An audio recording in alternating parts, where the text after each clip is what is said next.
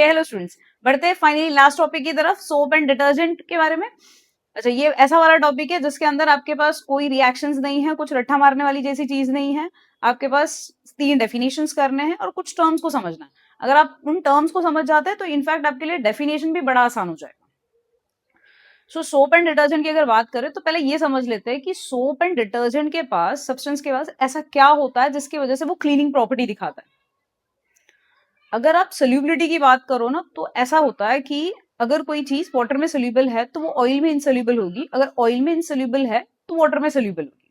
But soap and detergent के आप structure को देखोगे ना, तो उसमें ऐसा होता है कि उसमें दोनों पार्ट अवेलेबल है, जिसके वजह से वो क्लीनिंग प्रॉपर्टी दिखाता है। सो यहाँ पे आपको ये जो स्ट्रक्चर दिखाई दे रहा है वो एक्चुअल में सोप का स्ट्रक्चर है ना, माउंटेन जैसा दिख रहा है, जो हर बच्चे ने अपने सीनरी ड्राइंग में ड्रॉ किया होगा बचपन में। सो ये क्या इंडिकेट करता है? अगर आप 11-12 के ऑर्गेनिक वाले पार्ट को देखो ना, तो उसमें ऑलमोस्ट आपको हाइड्रोकार्बन हाइड्रोकार्बन ही लिखना पड़ रहा है। जहां पे आप कार्बन को और हाइड्रोजन से रिप्रेजेंट करने जाओगे तो बहुत ज्यादा टाइम कंज्यूमिंग हो जाता है। इसीलिए ये न्यू मेथड है प्रेजेंटेशन का हाइड्रोकार्बन के लिए। सो उसका मतलब क्या, आप जरा ऐसे समझ लो। तो अगर सपोजली मैंने ऐसे जिगजैग लाइन बना दी है, जहां पे 2 लाइन मीट होती है ना, वो एक कार्बन एटम रिप्रेजेंट करता है। सो दैट मीन्स यहाँ पे ये कार्बन एटम, ये कार्बन एटम हो गए। इवन जो एंड होते हैं, टर्मिनल्स होते हैं, वो भी कार्बन एटम ही रिप्रेजेंट करते हैं। अच्छा, अब कार्बन है तो आप उसकी यहाँ पे देख लोगे कितनी वैलेंसी उसकी सेटिस्फाइड है। यहाँ से एक और यहाँ से एक, 2 वैलेंसी सेटिस्फाइड है, मतलब इसके पास अब हाइड्रोजन कितने हो जाएंगे बोलो? 2 हो जाएंगे। सेम वे इस कार्बन की भी बात करूं तो यहाँ पे भी CH2 आ जाएगा, यहाँ पे भी CH2 आ जाएगा।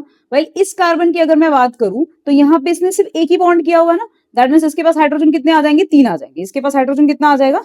3 आ जाएगा। ठीक है, तो ये जो जिगजैग लाइन आप देख रहे हो, ये पूरी हाइड्रोकार्बन की चेन है।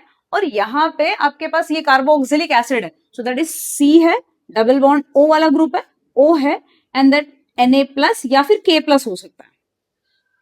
फाइन। अच्छा, अब ये दिखने में ये लॉन्गिट्यूड मैनर में जा रहा है, इसलिए इसको टेल की तरह अपन समझेंगे, और ये वाला पार्ट स्पेरिकल फॉर्म में जाता है, इसलिए इसको हेड की तरह समझेंगे। ठीक है, सो अब यहाँ पे समझने के लिए ऐसे समझो जरा।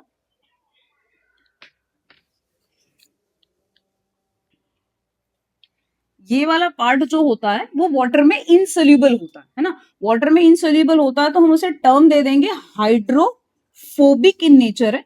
सो हाइड्रोफोबिक टेल हो गया ये। वाइल इस वाले पार्ट की अगर बात करें तो ये वाटर में सोल्यूबल होता है, दैट इज वाटर लविंग होता है। दैट वाज द रीजन हम इसे नेम क्या दे देंगे? Hydrophilic head. अच्छा, हम दूसरे टर्म्स में इसको ऐसे भी लिख सकते हैं कि ये वाला पार्ट जो रहता है वाटर इनसोल्यूबल है, या फिर इसे ऐसे भी लिख सकते हैं कि ऑयल और डर्ट में ये वाला पार्ट जो रहेगा सोल्यूबल है ना। इसी का अपोजिट हम इसके लिए लिखेंगे कि ये वाला पार्ट जो होगा वो वाटर में सोल्यूबल होगा। वाटर में सोल्यूबल है मतलब ऑयल और डर्ट में क्या होगा? इनसोल्यूबल होगा।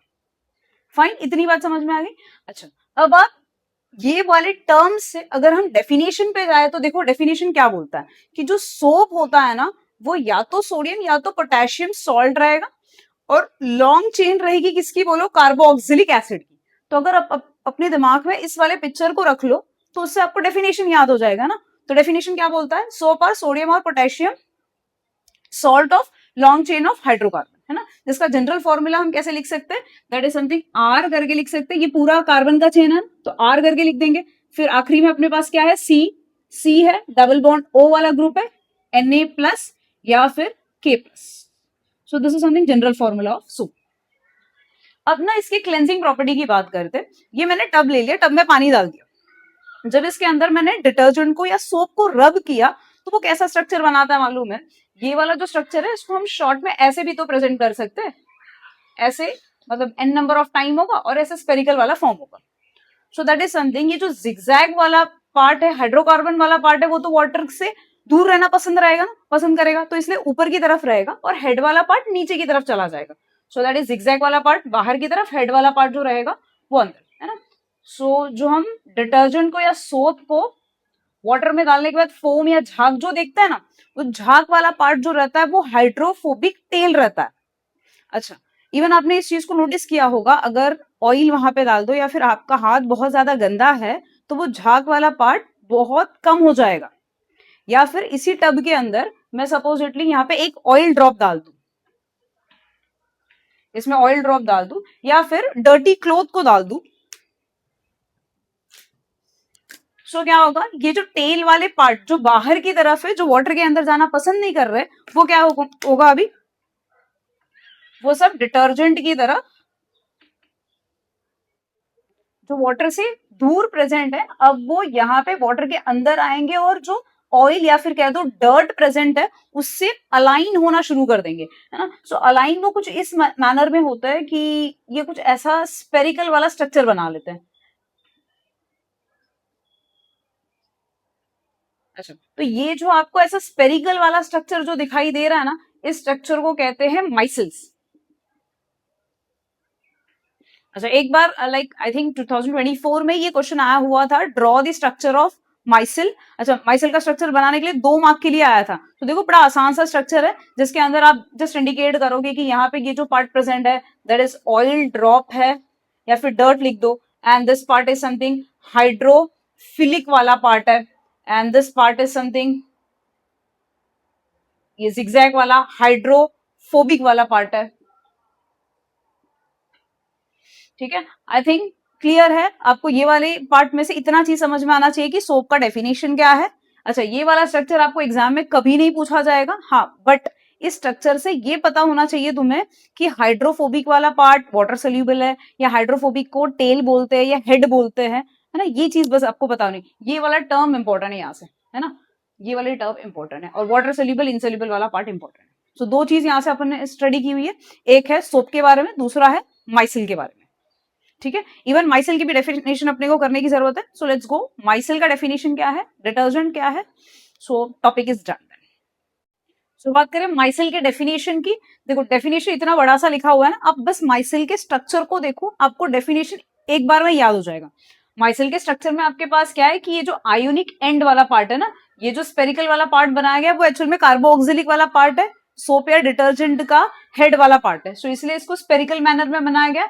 उसमें क्या प्रेजेंट रहेंगे, माइनस चार्ज है, मतलब सोडियम एटम जो रहेगा उसके नजदीक रहेगा। ठीक है, सो ये वाला जो पार्ट है उसको आयोनिक एंड बोल दू, क्योंकि इसमें तो माइनस चार्ज होगा और इसके ऊपर क्या है, प्लस चार्ज है। सो जो आयोनिक एंड है वो किसके साथ इंटरैक्ट करता है, वाटर के साथ इंटरैक्ट कर रहा है।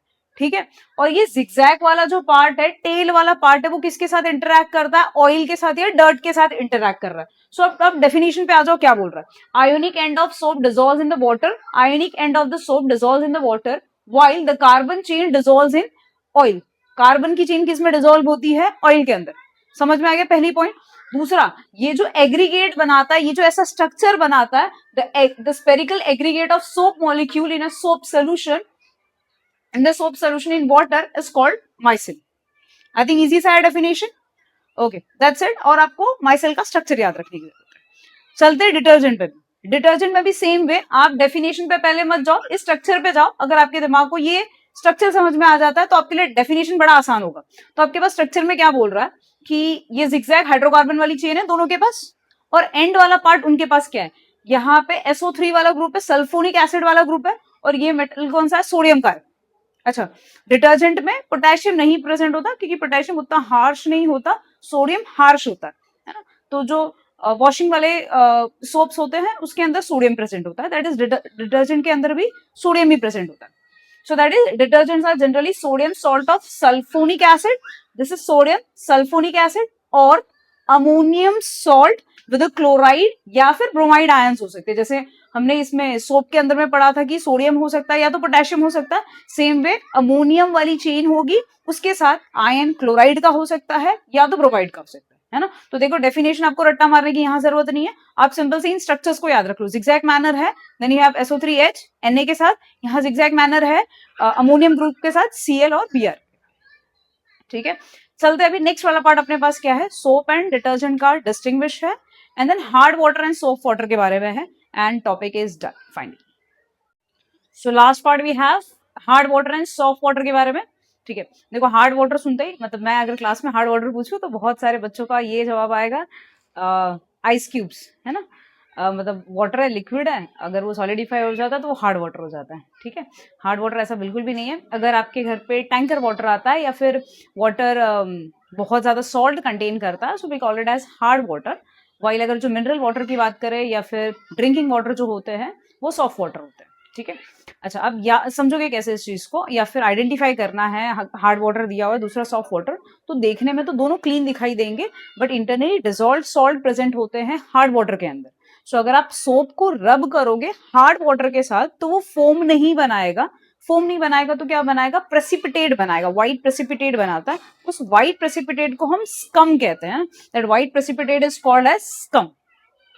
सो यहाँ पे बात समझ लेते हैं, हार्ड वाटर और सॉफ्ट वाटर में आपको याद क्या रखना है। प्रोबेबल एमसीक्यू का ये क्वेश्चन बनने के चांसेस है कि कैल्शियम और मैग्नीशियम वाले आयंस प्रेजेंट होते हैं हार्ड वाटर के अंदर, है ना। सो that is hard water contain calcium and magnesium ion, dissolved salts present होते हैं। अच्छा, इसमें टेम्पररी भी आता है, परमानेंट भी आता है। सो प्लीज अगर आपको ये वाली इंफॉर्मेशन मिलती है तो इसको मत पढ़ो, क्योंकि आपके टेक्स्ट बुक में एनसीईआरटी सिर्फ इतना ही आपको पढ़ना है कि कौन से सॉल्ट के, कौन से मेटल के आयंस प्रेजेंट होते हैं। सो दैट इज कैल्शियम और मैग्नीशियम के आयंस प्रेजेंट होते हैं। सॉफ्ट वाटर के अंदर ये बहुत कम होगा या तो नहीं प्रेजेंट होगा। Fine. So first point is done. Second point is something, अगर लेदर बनाने की बात करें तो अगर हार्ड वाटर के साथ सोप लेदर नहीं बनाएगा, डिटर्जेंट दोनों के साथ बनाता है, ज्यादा इफेक्टिव होता है, हार्श होता है। सो हार्ड वाटर और सॉफ्ट वाटर का फर्क डिटर्जेंट के साथ नहीं पता चलेगा। सो इफ क्वेश्चन कम्स, अगर सोप या डिटर्जेंट दिया जाए आइडेंटिफाई करने के लिए विच इज हार्ड और सॉफ्ट वाटर, तो आप डिटर्जेंट को चूज नहीं करोगे, सोप को चूज करोगे, क्योंकि सोप ही डिफरेंस बताता है हार्ड और सॉफ्ट में, डिटर्जेंट तो दोनों के साथ एक्शन दिखाता है।